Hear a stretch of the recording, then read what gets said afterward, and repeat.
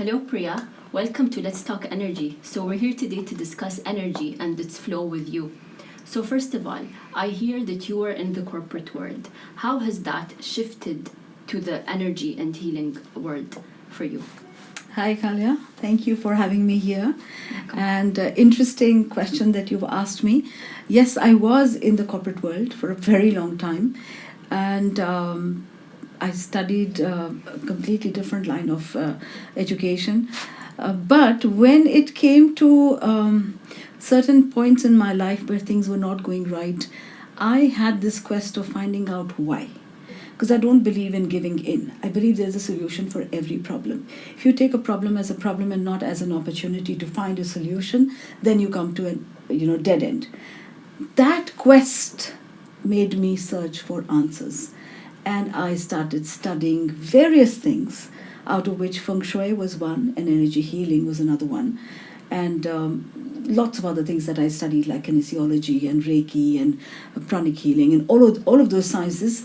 But my focus then got, I would say it was consolidated, and I started doing Feng Shui because I found that as a very, very interesting and above board, non-religious, non-interfering kind of a scientific way of handling energy. That's amazing. So this quest you were mentioning, did this quest come from an inspiration of yours, or was it just something that you felt deep down that you had to pursue? So it's very interesting that you say this because, when I was a kid, I was only 12 years old when I met my first, I would say, teacher, or in our country we call them gurus. And it was very weird. Everybody wanted to play and I wanted to learn these things. So I met this one gentleman back home in my hometown in the Himalayas, and he opened my chakras. He taught me how to meditate at 12. So obviously this was something that I had, which was God gifted from, birth or whatever you can say, that desire to go beyond what is physically visible to you. So energy is something which is just a little bit beyond what is physically visible to us.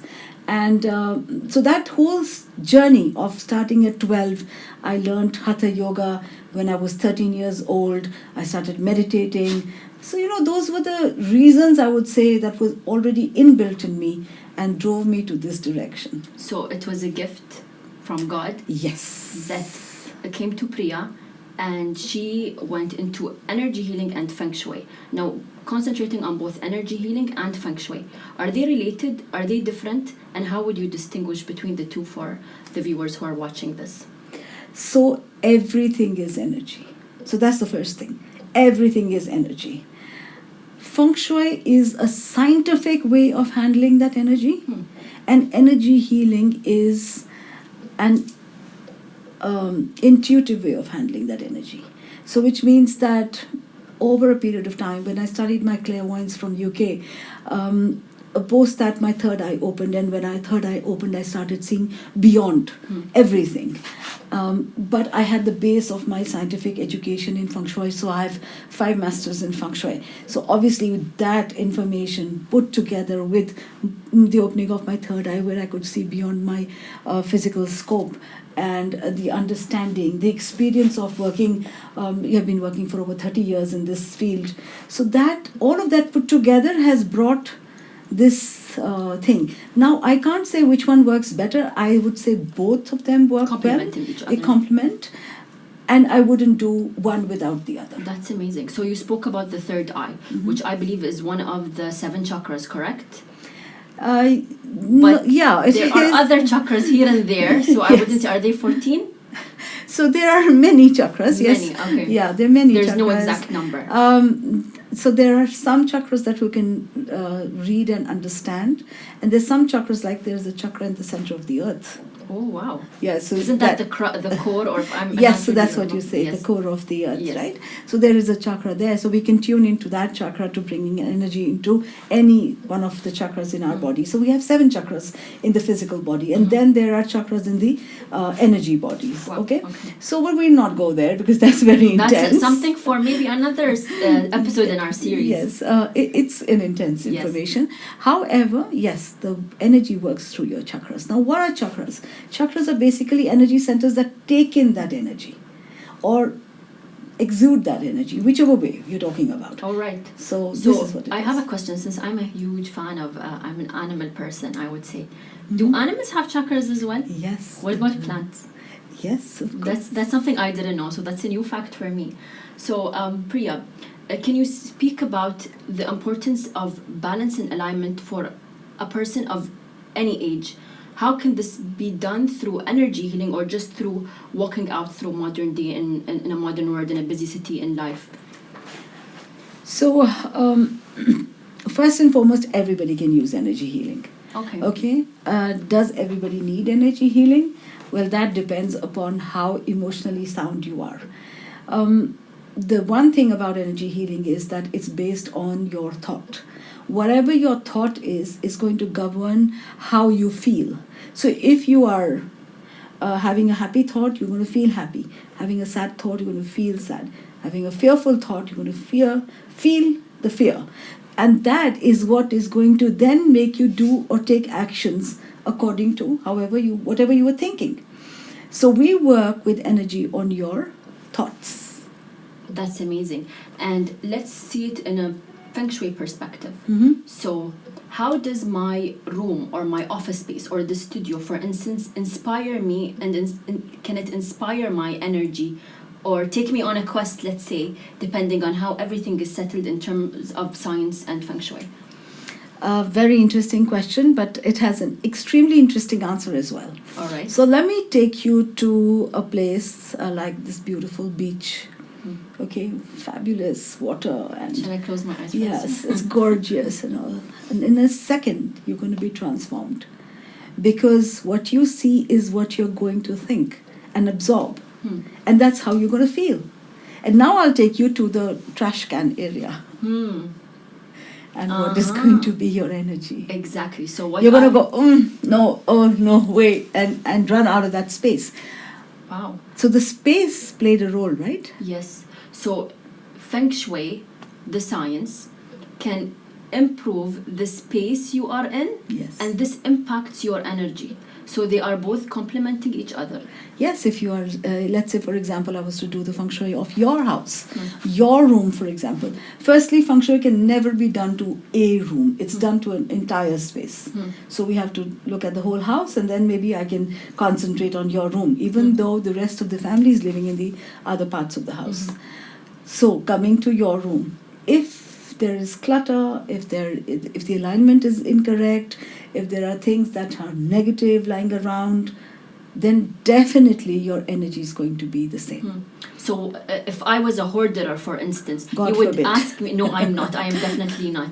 I'm a very minimalistic kind of person when it comes to interiors, let's say. But aside from that, so my question is, how would you do it for an office space, let's say? Is that the same thing? No. In an office space, one will look at what is the aim. So some people will come to me and they will say, we want to climb the corporate ladder, for example, like bankers and other corporate offices, for example. So they are looking for power, position, money, right? So my focus is going to be in that space to create the energy of power, position, and money. It's not going to be creating friendly atmosphere, love and energy and meditative. Clean it out to achieve it, maybe, let's say. No. Realign it. Realign it. Okay, so if I would go back a little bit, I know that there are elements to, let's say, the science of Feng Shui. Can you just tell us what they are? Yes, so the science of Feng Shui is based on 5 elements. So like water, wood, fire, metal, and earth.